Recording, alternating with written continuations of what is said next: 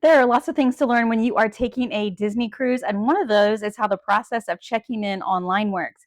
I have to do this for my upcoming cruise in a couple of days, so I'm bringing you with me so you can watch me do it and see how it works so you'll be prepared for your own trip. Let's dive in.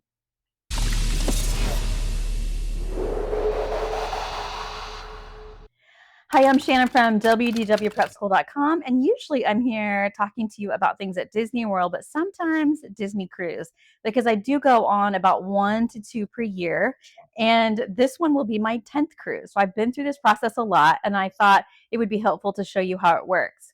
If you're not familiar with online check-in, it is the process of submitting all of your identifying information to Disney, and that includes like passport information, emergency contact info. You need to let them know when you're arriving so they have your travel plans, etc.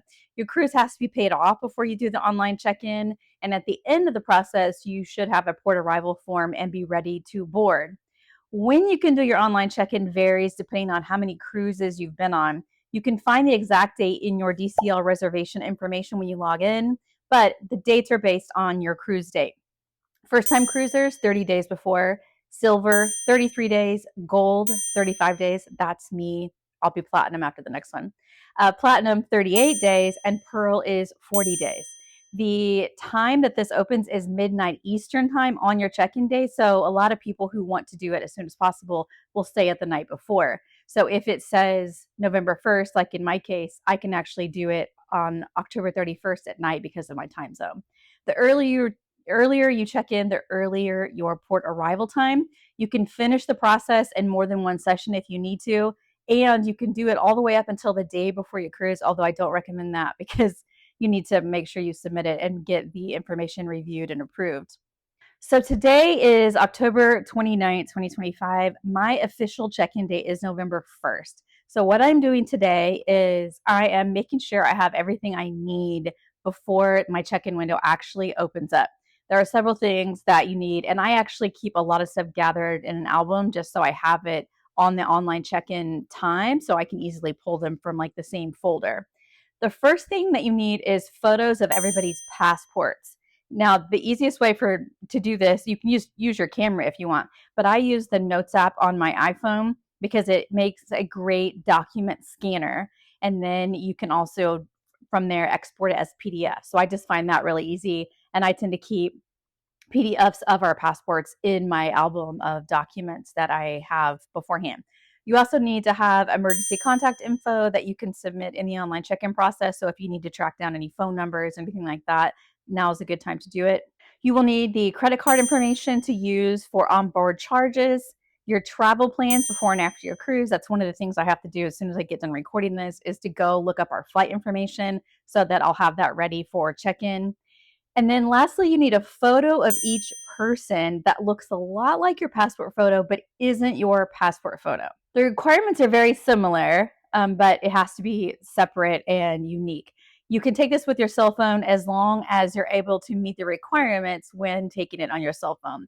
The requirements are that the photo has to be clear, you have to be facing forward in it. There can only be one person in the photo, so don't do a group shot or have, two kids in one photo or anything. Just like with your passport photo, this one needs to be from the shoulders up and against a plain background with no hats or sunglasses. All these things that I just listed, I'm going to have either in an album or at least a note where I can easily reference it. Once I get my travel information together, I will have everything I need for check-in, and I will be back in a couple of days to walk through it with you. Okay, it is just about 10 p.m. my time, midnight Eastern time. It's Halloween night. I live in Puerto Vallarta. We might have had a few drinks tonight. I'm just saying, might have. But it'll be November 1st in under a minute. So when I refresh this, it should have a check-in button. You can follow the clock hand on your phone. Like if your clock app on your phone has a second hand, you can follow that. Since I'm recording with my phone, I don't have the second hand in front of me, but it is almost check-in time. I'm waiting for the clock to strike midnight/10 p.m. Oh, here we go. So when I refresh it, hopefully it will have the check-in button. Okay. All right. And we're going to complete check-in or begin check-in. Okay. So we've got person number 1, and the address is already loaded in there. And all the information that I had put in here before was listed. So I'm going to go to my cruise docs.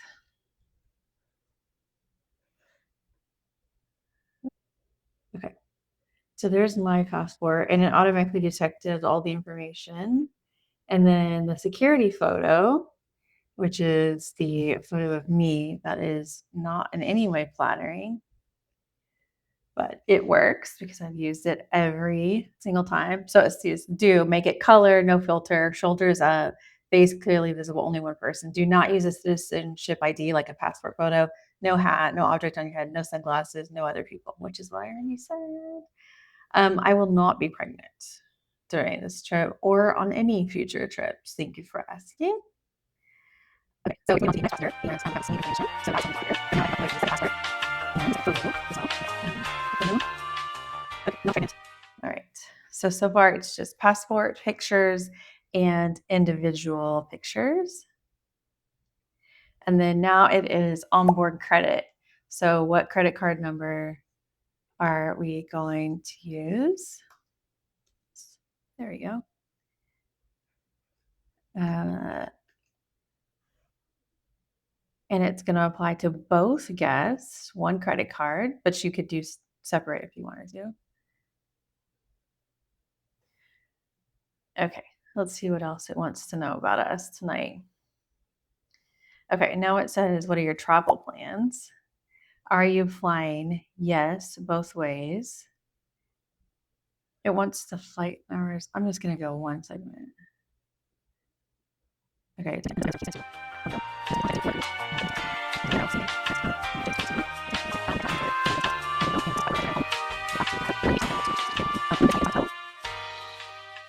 And that is all of the traveler information. Okay, after your cruise, where will you be going? To the airport with a private transfer.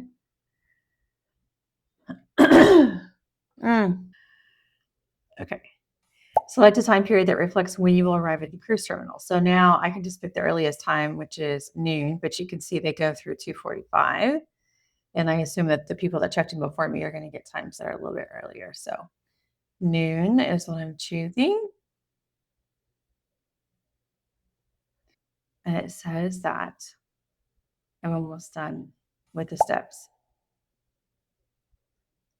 Okay, so this is a cruise contract. Scroll, scroll, scroll, scroll. Does anyone read all this? It's in all caps. Well, no, it's not. Who the heck is reading all this? Okay, if you want to, you can print it. All right, so I just completed check-in. I hit the button. And the next step is that I'm going to get an email. So the first email you get is, it says online check-in complete from DCL reservations, right? And so it'll tell you that you did all the steps. The port arrival form is attached as a PDF. And so I save this to my phone just so I can use it when we get to the port. Now, it isn't finalized because they have to then review it. I've had it take 2 weeks for them to review it, and they will send another email that says review complete, you're ready to board. So this isn't the last step, but you need to just like keep an eye on your email for when they tell you that it's been reviewed. Because one time they did reject something that I had submitted. Like, let's say your photo, you have glasses on and you weren't supposed to have glasses on. So they might email you and say, we can't approve your check-in because we need a new photo. So then you can submit a new photo. So you need to look for that review email that comes through, and that will confirm that, you know, everything's good, all your documentation has been approved. But when you get to the port, you need to make sure you have the documents with you, like your passport and your port arrival form, so that you can show that when you board. But this is kind of the last step, though, before going on the cruise. I hope that is helpful so that you kind of know what to expect on your check-in time. But let me know if you have any questions in the comments. Thanks for joining.